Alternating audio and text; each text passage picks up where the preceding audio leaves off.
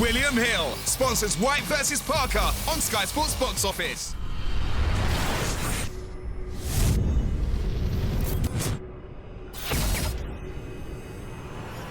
This is UMAR AHMED for IFL TV in association with MTK Global. I'm at Westfield today, joined by Spencer Fearon at the public workouts for Whyte Parker. Let's get straight into Spencer. Breakdown for Dillian v Joseph on Saturday night. Dylan Whyte, Joseph Parker is going to be a really, really good fight, but I just believe that it's the guy that wants it more who's going to be the one that's going to be victorious.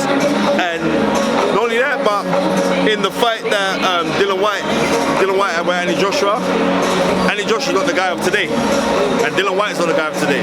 So I'm not reading into they both fought Joshua, because they both fought Joshua at different times of their career. But what I will give Dylan Whyte is he's the person who is wanting to engage. Whereas I don't think Joseph Parker is a guy that really wants to engage. But sometimes it works in your favor, because you're thinking to yourself, you know what? Dave Higgins, his manager, said you didn't leave it in the ring. So maybe now he's got the opportunity to be, no matter what, I'm leaving it in the ring. So, and I believe that that's what he'll do. He'll try to leave it in the ring. But whereas he's not a concussive puncher, and neither is Dylan Whyte. Dylan Whyte's a hurtful puncher, not a concussive one-punch knockout artist. I got Dylan Whyte figuring out a way to win this fight. Maybe lose the first couple rounds, but figure out a way from round 5 to change things into his tide and win a convincing points win or a late stoppage. I can see Dylan Whyte actually stopping Joseph Parker because he's got that ignorance. And when you've got that pig ignorance, but it's coupled in determination, but now he's working with Mark Tibbs, and it usually takes about 5 fights before you get used to doing things. I reckon now we're going to see the best Dylan Whyte possible, and plus he believes in himself that he wants it, he's going to grab this thing in 2 hands. Dylan called Joseph a coward on the gloves off with Johnny Nelson. Do you think that's harsh? Because of the Anthony Joshua fight? No, it's not. It's not harsh. That's Dylan Whyte's opinion. And you're going to fight the guy. So when you say, oh, you fought so gallantly against Anthony Joshua, oh my God, oh, let me bow, because you can say that's a coward. Because, let's be real, Joseph Parker kind of punked out in the Andy Joshua fight. He kind of punked out in the fight. That's no disrespect to him, but I'm telling him in his face, you think you punked in the fight. Do you think the occasion got to him? 90,000 or 80,000? I don't think it was the occasion that got to him, more than the fact that you're seeing this marauding, muscle-bound grip with a ramrod jab, and he never doubled up on a jab, which Dylan Whyte, I believe, will administer the doubling up on the jab. That's why I got Dylan Whyte winning his fight. Whoever can double up the jab the best is going to win the fight. Dylan Whyte has a very well-timed double jab, right? And he's very purposeful, and that's why I'm saying, you know what I always say, you walk with purpose, you're going to collide with destiny, and it's Dylan Whyte's time. I can't see Joseph Parker bringing anything different to the table than what he's done in his last fights. What's he going to do? Do you not think there's extra motivation though to show the UK that he's not this coward? Because it's not the UK that he needs to show. And it's like, not this coward. You're only a coward if you believe that you're a coward. I don't care what, listen, things can happen to you, things can happen around you, but all that matters is what happens inside of you. People call you all names underneath the star, no, so what? It only means something if I internalize it. Right. Is he internalizing it? Then we got to do something else. I'm saying, right then, boy. And if you're internalizing what other people think about you, but you don't rate yourself enough, you know what I mean? You think that people are hating on you so much that it's messing up your self-esteem. You have to realize self-esteem, it comes from self. Period. Wise words. Another former opponent of Anthony Joshua, Carlos Takam's on a bill fighting Derek Chisora. Is this last chance for Derek if he loses? Is that it? You know what? Derek Chisora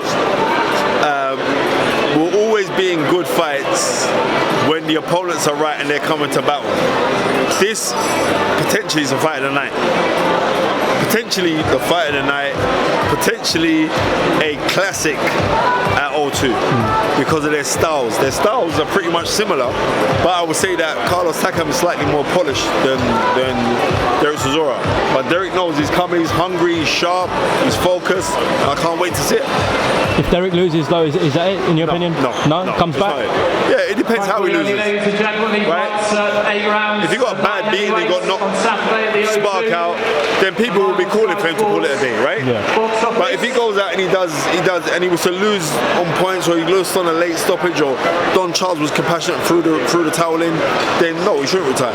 But the thing about it is this, it's not that, it's how you perform, and I really believe that he's up for this fight, and you never know, because Del Boy, if he's up for a fight and someone's style of boxing suits him, we get the best of Chisora. Fair enough. Right. Anthony Joshua Miller, we saw what happened the other day at a press conference. What do you make of the whole sort of Eddie Hearn going to America, trying to conquer there, and the whole DAZN link up? What I think about it? Yeah, are you excited as a boxing fan? Or? Listen to me, listen. You have to see what Eddie Hearn has revitalised boxing in the UK. Period. You know what I mean? He's made also ran people become famous on the back of it. So we can't knock anything that Eddie Hearn's doing. I wish him all the best, because I always like to see, like, when you're looking at people who become vicarious and they live through their children. And someone like Barry Hearn has taught his son the business. So when people are turning around saying, "Oh, but you're born with a silver spoon in your mouth," alright, cool. But loads of people are born with a silver spoon in their mouth, but they don't do nothing with it. They just sit down and live off the interest. He's gonna and created something off of the back of it. Give Eddie Hearn all the props in the world, mate. In a video yesterday, I don't know if you saw it, Tyson Fury said Anthony Joshua is a disgrace to boxing. Anthony Joshua is a disgrace to boxing because he's stuck in the Wilder fight, basically. Well, you know what? I love in his Tyson opinion. Fury. He's right to say that because it's his opinion. You know what I mean? It's not my opinion. That's your. Alright, cool. You go say that. That's cool for you. You know what I mean? I think Tyson Fury is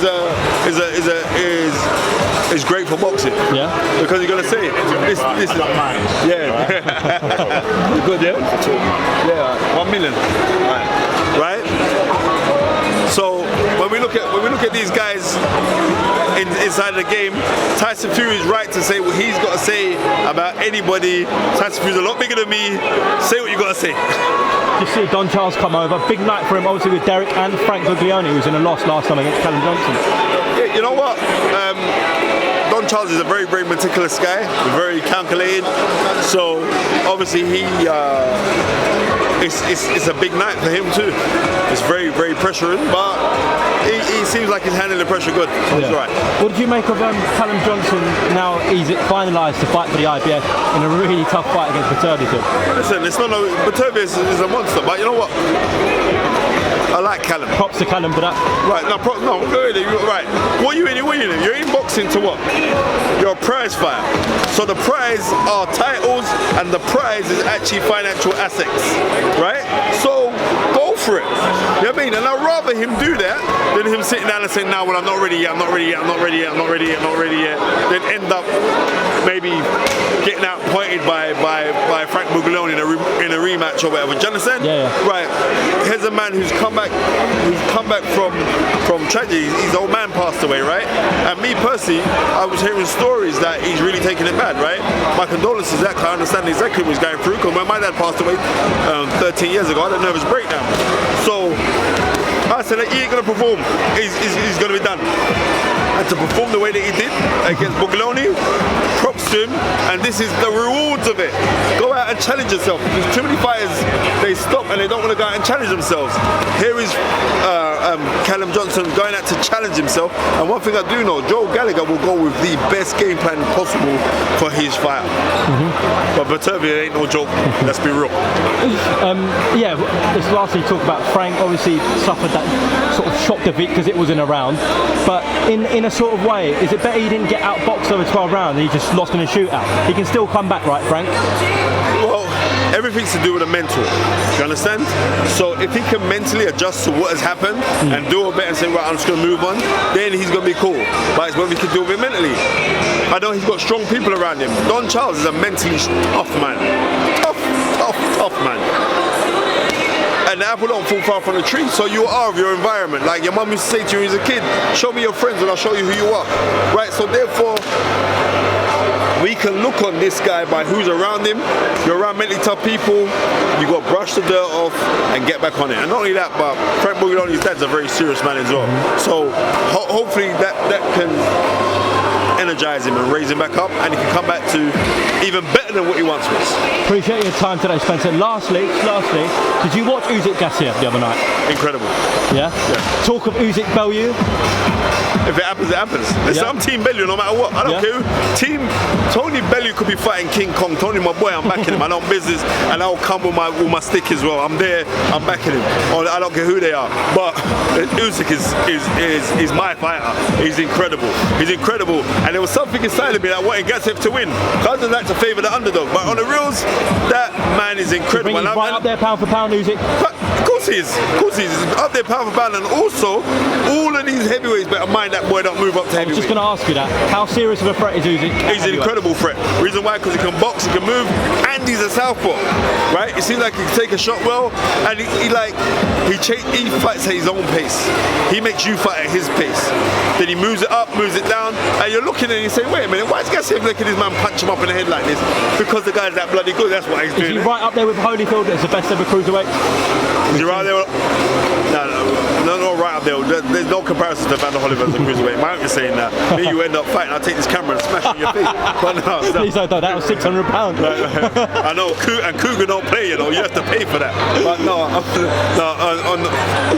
eventually you will be. You box like that, eventually you will be up there.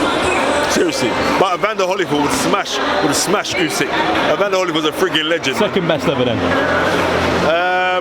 He's up there. Yeah. He's up there. Yeah. But you got to think, if you look at the cruiserweight rankings, where you're going to place them, up there in the cruiserweight rankings, David Hayes potentially number 2. Yeah. We're right. Now you're looking on that. Now we say that would Usyk have beaten David Hayes on them performances? There maybe so, but we don't know. If David Hay was to lick him on that chin with the haymaker, we're talking about the David Hay of old, right? We don't know what happened. John Mormack. That was incredible. Yeah, yeah. That was incredible. Macronelli. That guy was a very serious guy. When he knocked out Macronelli, was that 2008 that fight, right? When he knocked out Macronelli, we had to that was serious because that was billed as the Battle of Britain. And it was brutal, wasn't it? Yeah, and David Hay was just monstrous on that night. So you know what? We shall see, my friend. I'll see you down at the fight. I'll see you down at the rest of the stuff. And you guys, if you ain't bought the fight yet, it's on Sky Box Office. Make sure you buy the fight because you're into so many different classic fights. Conor Benn versus Payne was most probably the fight of the year last year, right?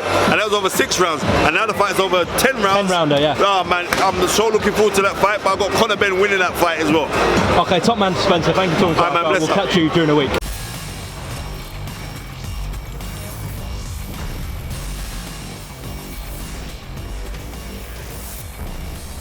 William Hill sponsors Whyte versus Parker on Sky Sports Box Office.